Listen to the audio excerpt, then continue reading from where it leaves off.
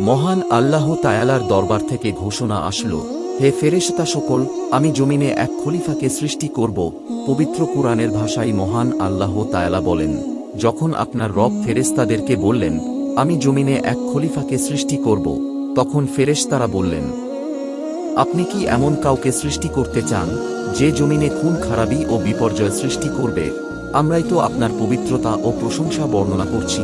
অতঃপর মহান আল্লাহ তায়ালা বললেন, আমি যা জানি তা তোমরা জানো না। এরপর হযরত জিবরাইল আলাইহি ওয়াসাল্লামের প্রতি নির্দেশ দেওয়া হল, জমিনের উপরিভাগ থেকে এক মুষ্টি মাটি নিয়ে এসো। এই নির্দেশ পেয়ে হযরত জিবরাইল আলাইহি ওয়াসাল্লাম তৎক্ষণাৎ জমিনে এসে বর্তমানে যেখানে কাবাঘর অবস্থিত সেখান থেকে এক মুষ্টি মাটি নিতে চাইলেন। তখন জমিন হযরত জিবরাইল আলাইহি ওয়াসাল্লামকে আল্লাহ তায়ালার কসম দিয়ে বলল, হে জিবরাইল আলাইহি ওয়াসাল্লাম, আমার থেকে মাটি নিও না। এই মাটি থেকে মানুষকে সৃষ্টি করা হবে। এই মানুষের সন্তান ও সন্ততি অত্যন্ত গুনাহগার ও শাস্তিযোগ্য হবে। আমি অসহায় মাটি। মহান আল্লাহ তায়ালার এই কঠিন আযাব ভোগ করার মতো শক্তি আমার মধ্যে নেই। এই কথা শুনে হযরত জিবরাইল আলাইহি ওয়াসাল্লাম মাটি নেওয়া থেকে বিরত থাকলেন এবং তিনি ফিরত গেলেন। এইভাবে মিকাইল এবং ইসরাফিল আলাইহি ওয়াসাল্লাম দ্বারাও মাটি নেওয়ার আদেশ পরিপূর্ণ হয় নাই। এরপর হযরত আজরাইল আলাইহি ওয়াসাল্লামকে প্রেরণ করা হল। এবারও জমিন পূর্বের মতোই মহান আল্লাহ তায়ালার কসম দিয়ে মাটি নিতে নিষেধ করল। কিন্তু হযরত আজরাইল আলাইহি ওয়াসাল্লাম এই নিষেধ না মেনে বললেন, তুমি যার কসম দিচ্ছ, আমি তার হুকুমে এসেছি, আমি তার নির্দেশ কোনোভাবেই অমান্য করব না। তোমাকে আমি নিয়েই যাব। সুতরাং হযরত আজরাইল আলাইহি ওয়াসাল্লাম হাত বের করে সমগ্র দুনিয়া থেকে এক মুষ্টি মাটি নিয়ে ঊর্ধ্ব জগতে চলে আসেন এবং মহান আল্লাহ তায়ালার দরবারে নিবেদন করলেন, ইয়া মহান আল্লাহ তায়ালা, আমি মাটিকে হাজির করেছি। তখন মহান আল্লাহ তায়ালা বললেন, হে আজরাইল, এই মাটি থেকেই আমি জমিনে খলিফা সৃষ্টি করব এবং তার জীবন হরণ করার জন্য তোমাকেই নিয়োগ করব। তখন হযরত আজরাইল আলাইহি ওয়াসাল্লাম বললেন, ইয়া মহান আল্লাহ তায়ালা, এই দায়িত্ব প্রাপ্ত হলে আপনার বান্দারা আমাকে দুশমন ভাববে এবং গালি দিবে। তখন মহান আল্লাহ তায়ালা বললেন, আমি সমগ্র সৃষ্টির স্রষ্টা, আমি প্রত্যেকেরই মৃত্যুর জন্য এক একটি করে কারণ সৃষ্টি করব, ফলে প্রত্যেকেই আমার সৃষ্ট কারণের অধীনেই মৃত্যুবরণ করবেন। সুতরাং তখন আর কেউ তোমাকে দুশমন ভাববে না। আমি কাউকে ব্যথাজনিত রোগে জড়াবো, কাউকে অগ্নি তাপে এবং কাউকে পানিতে নিমজ্জিত করব।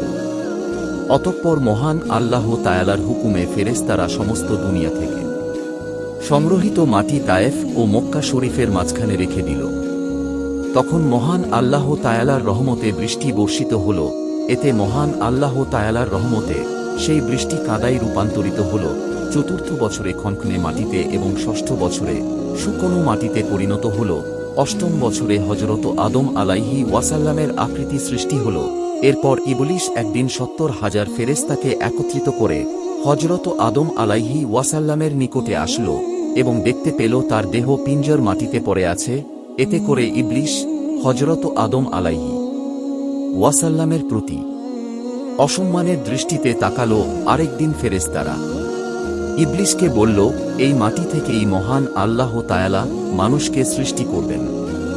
তখন ইবলিস বলল, মহান আল্লাহ তায়ালা যদি এই আকৃতিকে আমার অধীনস্থ করে দেন, তাহলে আমি একে ধ্বংস করে ফেলব, আর যদি আমাকে তার অধীনস্থ করে দেওয়া হয়, তবে কোনোভাবেই আমি তার আনুগত্য করব না। আব্দুল্লাহ ইবনে আব্বাস রাদিয়াল্লাহু তাআলা আনহু থেকে বর্ণিত, তিনি বলেন, একদিন অভিশপ্ত ইবলিস হযরত আদম আলাইহি ওয়াসাল্লামের দেহ পিঞ্জরে ঢুকে নাভি পর্যন্ত পৌঁছায় যায়, কিন্তু হযরত আদম আলাইহি ওয়াসাল্লামের দেহের ভিতরে এত উত্তাপ ছিল যে সে বের হয়ে আসে। এতে করে হযরত আদম আলাইহি ওয়াসাল্লামের প্রতি ইবলিসের হিংসা বিদ্বেষ ও শত্রুতা বৃদ্ধি পায় এবং হযরত আদম আলাইহি ওয়াসাল্লামের দেহ পিঞ্জরের উপর থুতু নিক্ষেপ করে চলে আসে।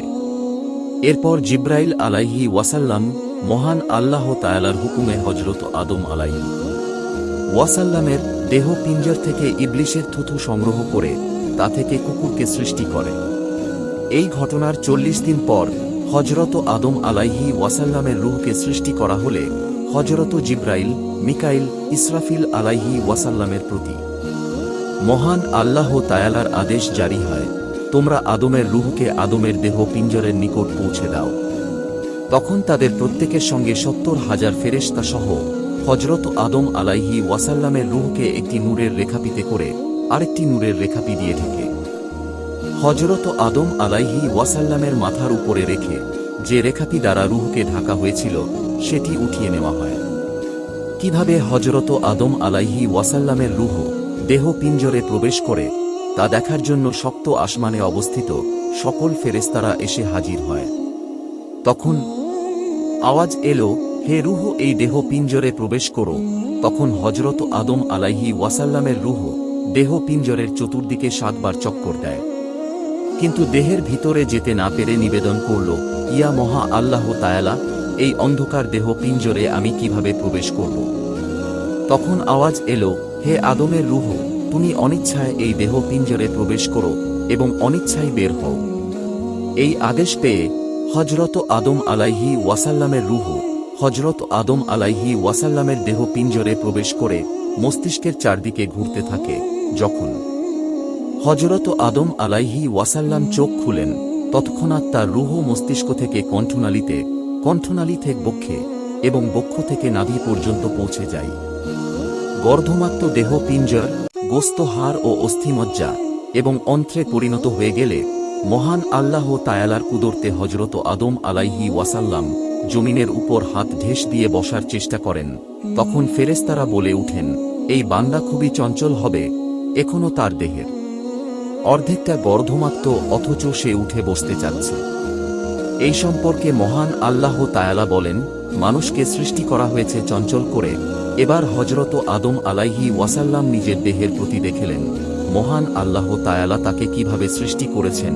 এই সময় তার রূহ, রোগসমূহ, সমস্ত হাড় ও অস্থিমজ্জা, মোট কথা সারা শরীরে বাতাসের মতো ঘুরতে থাকে। তখন হযরত আদম আলাইহি ওয়াসাল্লামের মস্তিষ্ককে শুইয়ে দেওয়া হয় এবং তার চেহারা মর্তনের জন্য ফেরেশতাদেরকে পাঠানো হয়। তখন তার রূহ, গোস্ত, হাড়মজ্জা, অস্থিমজ্জা ও রোগসমূহে স্থিরতা প্রাপ্ত হয়। এর অনবধিকাল পরেই হযরত আদম আলাইহি ওয়াসাল্লামের হাঁচি আসে। মহান আল্লাহ তাআলার পক্ষ থেকে আগত এলহামের শিক্ষা অনুসারে হযরত আদম আলাইহি ওয়াসাল্লাম আলহামদুলিল্লাহ বলেন। জবাবে মহান আল্লাহ তাআলার তরফ থেকে বলা হয়, ইয়া রাহমুকাল্লাহ। তাই কেউ হাঁচি দিয়ে আলহামদুলিল্লাহ বললে জবাবে ইয়া রাহমুকাল্লাহ বলা মুসলিমদের উপর ওয়াজিব করা হয়েছে। অতঃপর সব ফেরেশতাদেরকে নির্দেশ দেওয়া হল হযরত আদম আলাইহি ওয়াসাল্লামকে সেজদা করার জন্য।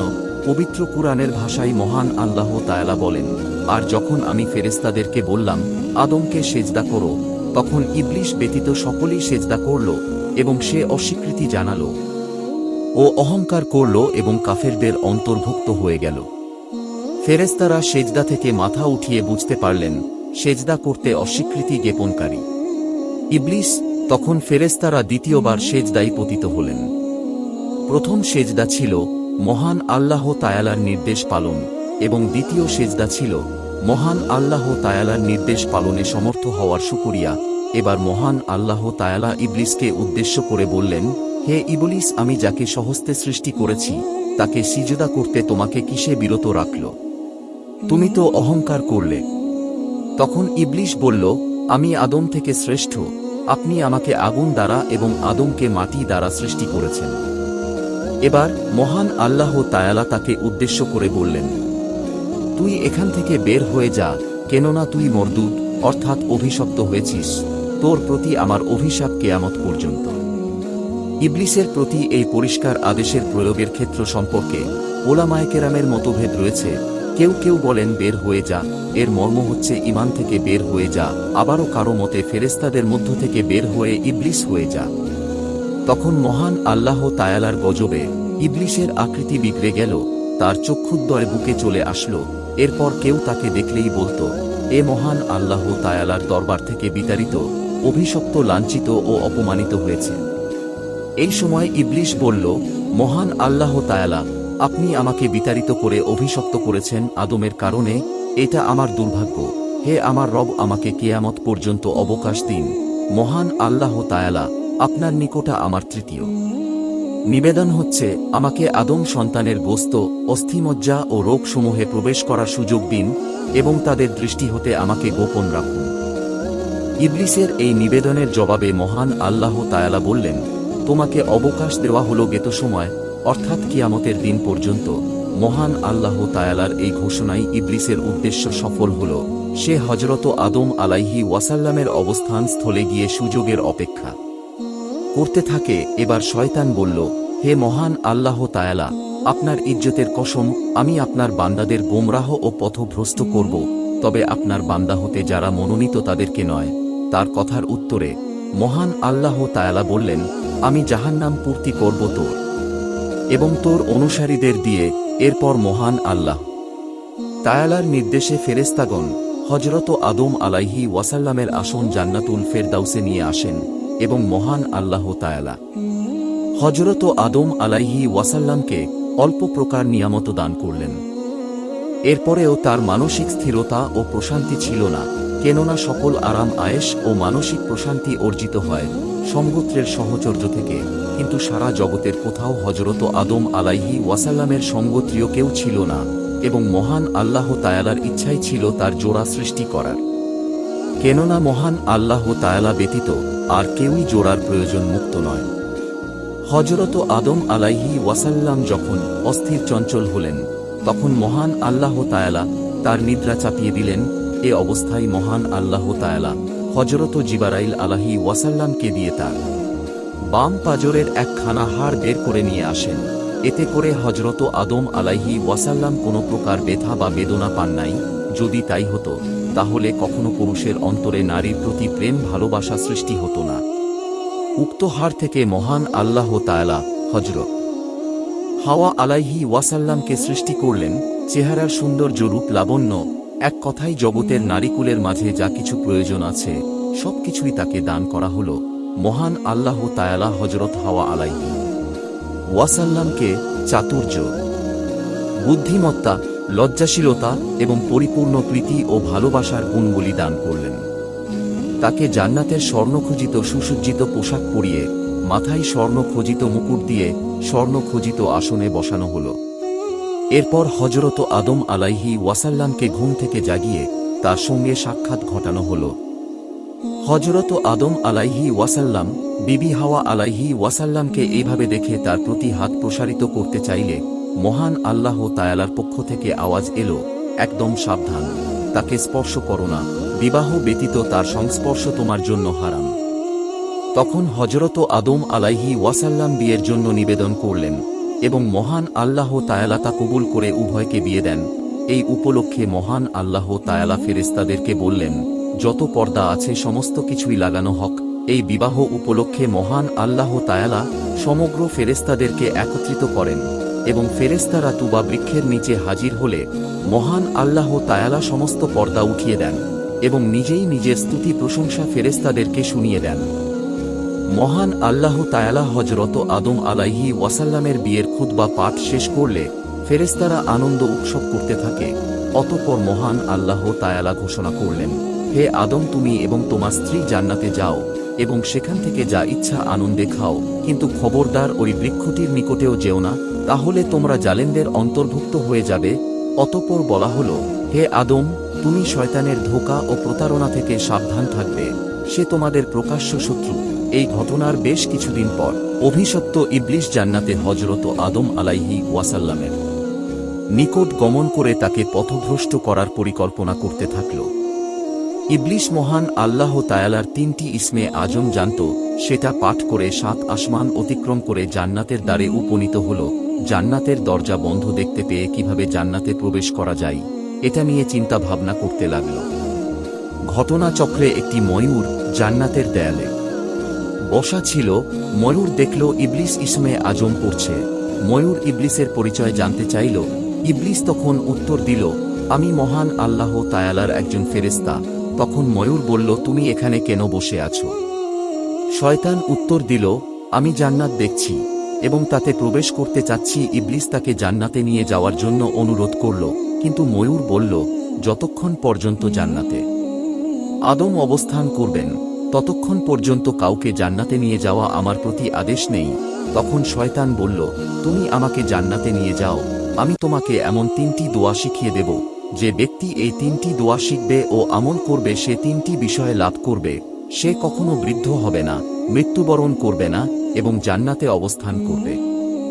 ময়ূর তখন জান্নাতের দেওয়াল থেকে নেমে আসলো এবং ইবলিশকে নিয়ে উভয়ই জান্নাতের দরজার দিকে দাঁড়ালো এবং ময়ূর সাপের নিকট এই ঘটনা ফাঁস করে দিল। সাপ কথা শুনেই জান্নাতের দরজা বের করে নিজের মাথা বের করে ইবলিশকে বলতে লাগল, তুমি কে এবং কথা থেকে এসেছ?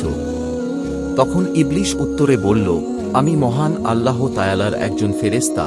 সাপ বলল, তুমি আমাকে তোমার দোয়া শিখাও। ইবলিশ বলল, আমি এই শর্তে শিখাবো যদি তুমি আমাকে জান্নাতে নিয়ে যাবে। তখন সাপ বলল, যতক্ষণ হযরত আদম আলাইহি ওয়াসাল্লাম জান্নাতে থাকবেন, মহান আল্লাহ তাআলার হুকুম নাই অন্য কাউকে সেখানে নিয়ে যাওয়ার। তখন ইবলিশ বলল, আমি জান্নাতে আমার পা ফেলব না, বরং আমি তোমার মুখের ভিতর অবস্থান করব, সেখান থেকে বের হব না।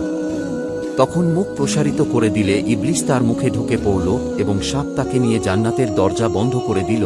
সাপের মুখের ভিতর লুকিয়ে জান্নাতে প্রবেশের পর ইবলিশ সাপকে বলল, তুমি আমাকে সেই বৃক্ষের নিকটে নিয়ে চলো যেই ফল খেতে মহান আল্লাহ তাআলা হযরত আদম আলাইহি ওয়াসাল্লামকে নিষেধ করেছে। অতঃপর সাপ ইবলিশকে সেই বৃক্ষের নিকটে নিয়ে গেল এবং ইবলিশ সাপের মুখের ভিতর থেকেই প্রতারণামূলক কান্নাকাটি শুরু করে দিল। সুতরাং যে সর্বপ্রথম মুনাফিকি কান্না কেঁদেছিল সে হচ্ছে অভিশপ্ত ইবলিশ। সুতরাং তার কান্না দেখে জান্নাতের হুর গিলমান সকলেই একত্রিত হয়ে বলাবলি করতে লাগল, আমরা কখনো সাপের মুখ থেকে এমন আওয়াজ শুনতে পারিনি। হযরত হাওয়া আলাইহি ওয়াসাল্লাম সাপকে জিজ্ঞাসা করলেন, তুমি কেন কাঁদছ?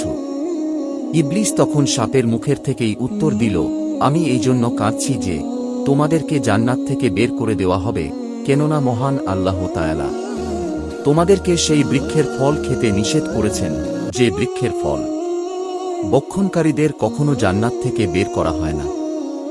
মহান আল্লাহ তাআলা এই ঘটনা সম্পর্কে পবিত্র কুরআনে বলেন, অর্থাৎ ইবলিশ বলল, হে আদম, আমি তোমাকে এমন বৃক্ষের সন্ধান দেব যা থেকে তোমার চিরন্তন জীবন অর্জিত হবে এবং তোমার রাজত্ব পূর্ণ হবে না। সে মহান আল্লাহ তাআলার নামে কসম করে বলল, হে আদম, আমি এই ব্যাপারে মিথ্যা বলছি না, তোমার অকল্যাণ হোক এটা আমার কাম্য নয়, আমি তোমাকে সৎ উপদেশ দিচ্ছি। মহান আল্লাহ তাআলা এই ব্যাপারে বলেন, ইবলিস আদম ও হাওয়ার নিকট কসম করে বলেছিল, আমি তোমাদের কল্যাণ চাই, অতঃপর তাদেরকে প্রতারণা দ্বারা আকৃষ্ট করে ফেলল। অতএব সর্বপ্রথম মিথ্যা কসমকারী ও অভিশপ্ত ইবলিস।